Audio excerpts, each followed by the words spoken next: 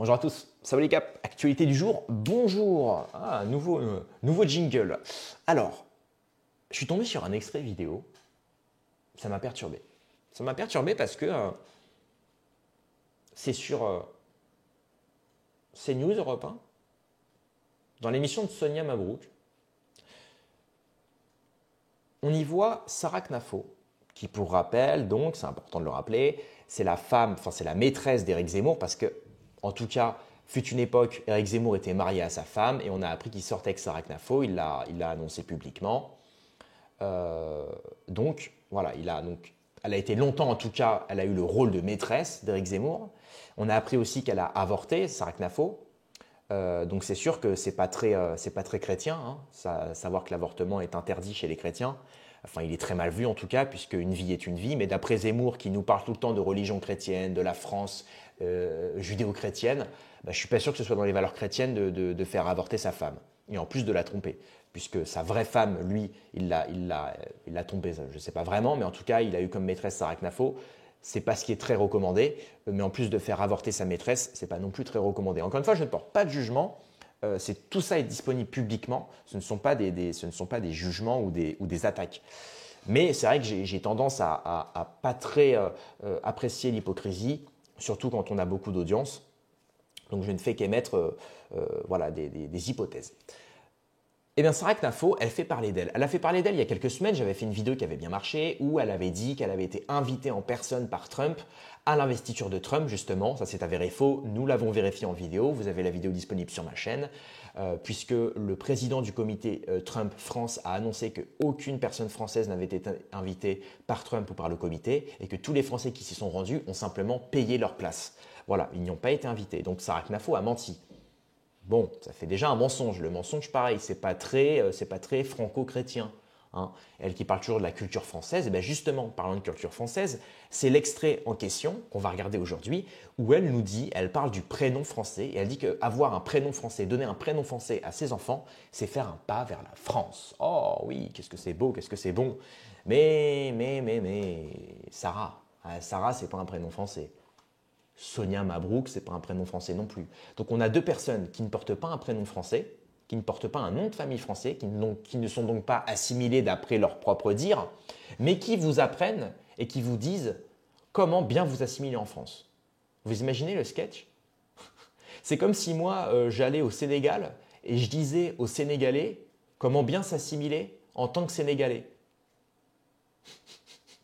Non mais c'est hilarant, c'est hilarant. Mais bon, j'ai envie de dire c'est les médias, hein, c'est un peu de la clownerie, on va pas se mentir. Allez, c'est parti. Enfant, est-ce que vous faites partie aussi d'une autre génération? Vous estimez que donner un prénom étranger à son enfant, c'est ne pas s'assimiler? Je pense que quand on donne un prénom français à ses enfants, on fait un pas vers la France parce qu'on leur donne un destin qui s'inscrit dans l'histoire de France. Ce qu'avait dit Éric Zemmour, c'était que le nom de famille était là pour rappeler les origines. Ça rappelle les origines ancestrales. On a un nom de famille qui peut nous permettre d'avoir ça. On peut aussi donner des deuxièmes prénoms qui nous relient à notre origine. En revanche, le premier prénom, c'est un pas qu'on peut faire vers la France. Vous savez, j'avais entendu un sociologue qui disait « Le prénom, c'est un don que peut faire un parent à son enfant qui est gratuit ». C'est gratuit de donner un prénom et qui peut l'insérer dans une toute autre histoire. C'est un marqueur de classe sociale, le prénom, c'est un marqueur aussi d'origine, de culture. Donc, c'est un cadeau qu'on peut faire à son enfant pour lui permettre de s'intégrer. Et sur ce point, mais je note que vous le prenez dans l'aspect positif, hein, et pas dans une obligation, justement. Attends. Attends, donc pour rappel, Sarah Knafo, elle prétend défendre l'identité française. Elle est à Reconquête, elle défend l'identité française, elle défend les racines de la France, elle défend l'identité de la France. Et elle demande donc à des gens d'une autre identité d'échouer de leur propre identité pour pouvoir s'assimiler à celle qui n'est pas la leur. Attends, quoi? Donc elle défend le nationalisme pour au final demander à des gens de ne pas l'être. Bon, déjà, là, il y a un petit problème. Non, mais c'est vrai. Elle défend l'identité. Elle dit que l'identité, c'est important pour un peuple.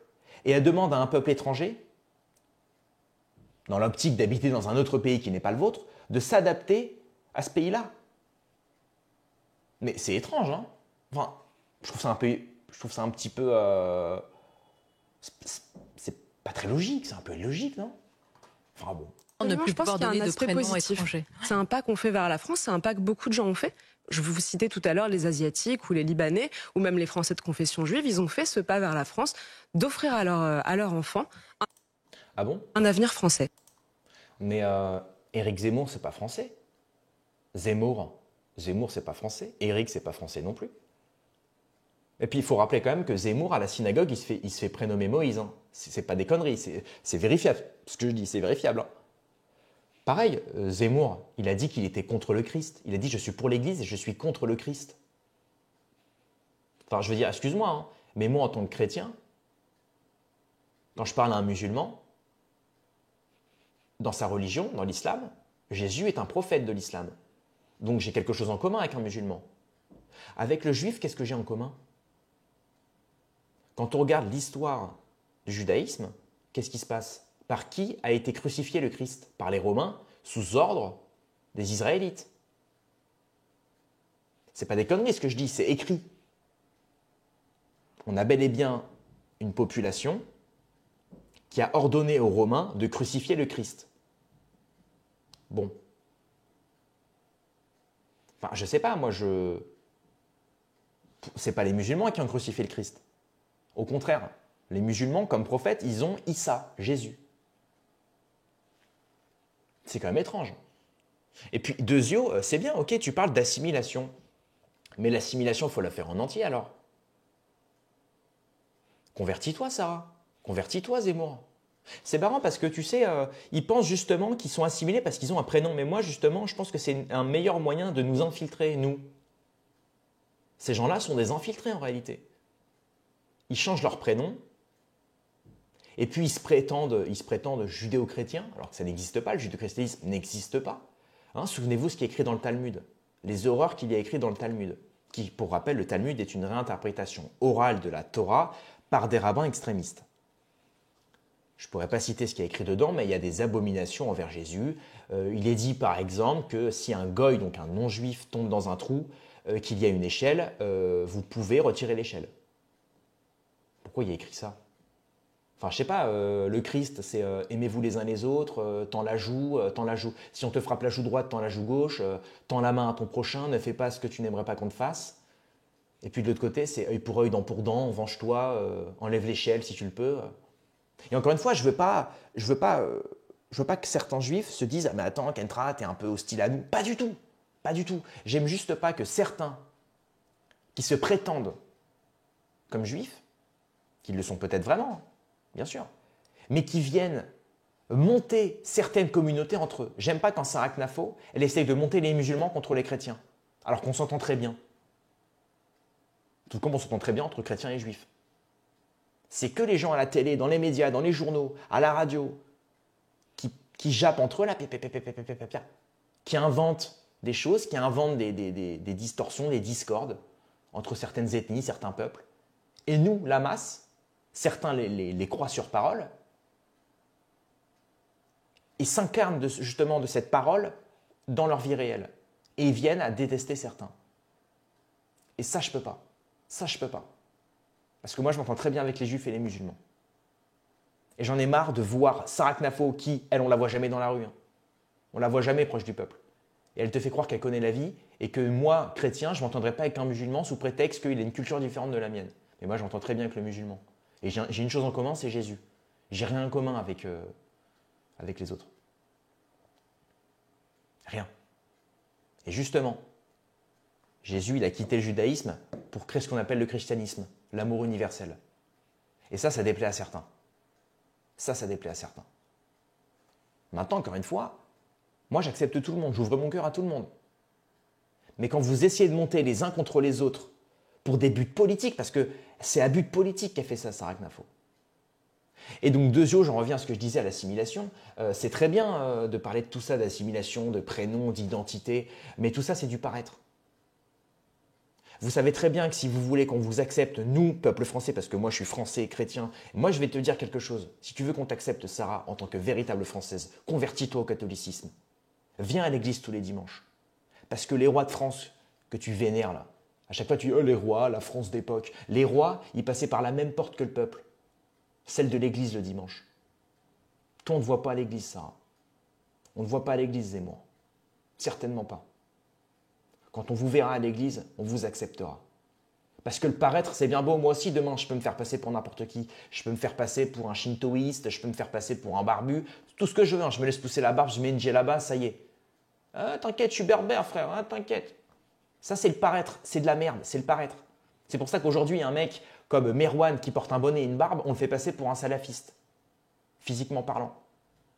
Mais qui êtes-vous pour juger sa foi? Donc, Sarah, le jour où tu te seras converti au catholicisme, que tu auras fait ton baptême et que tu rentreras à l'église avec nous le dimanche, là, je t'accepterai et là, j'écouterai ce que tu dis. Pendant ce temps, je ne te donne pas une once d'attention, hormis quand c'est pour te recadrer. Mais encore une fois, je ne juge pas ce que tu dis. Simplement, je mets en lumière tes incohérences, dans le but que tu ailles dans la vérité. La vérité universelle, pas la vérité personnelle. La vérité personnelle ne m'intéresse pas. Voilà. Je suis désolé si j'ai un peu dérivé, mais au bout d'un moment, il y en a ras le cul. Il y en a ras le cul d'entendre des gens qui montent des communautés, qui montent des ethnies, qui montent des religions entre eux, uniquement à des fins politiques et économiques. Parce qu'on sait très bien qu'aujourd'hui, elle veut prendre la place de Zemmour, elle veut monter, elle veut créer son parti, elle veut peut-être se présenter, elle veut avoir sa petite place, elle est déjà eurodéputée, elle gagne déjà très bien sa vie et elle veut continuer à monter dans l'échelle sociale à l'américaine sur justement les tensions communautaires, les tensions ethniques. Et moi, j'en ai marre de tout ça. J'en ai marre de tout ça. Il faut arrêter au bout d'un moment. Il faut arrêter. Voilà. C'est tout pour cette vidéo. Mettez un like, abonnez-vous, mettez un petit commentaire. Ceux qui veulent soutenir la liberté d'expression, les vraies émissions d'actualité, la vraie libre information autodidacte, eh bien voilà, vous pouvez me soutenir juste ici avec l'abonnement, le bouton rejoindre à côté de s'abonner. Merci à Fitlif, Sabine, Mata, Dwiner, Pierre-Claude Barrière. Voilà, merci encore à vous. Rendez-vous dans quelques heures à demain pour une prochaine vidéo. Paix et mort sur mes amis et mes ennemis et surtout sur mes ennemis.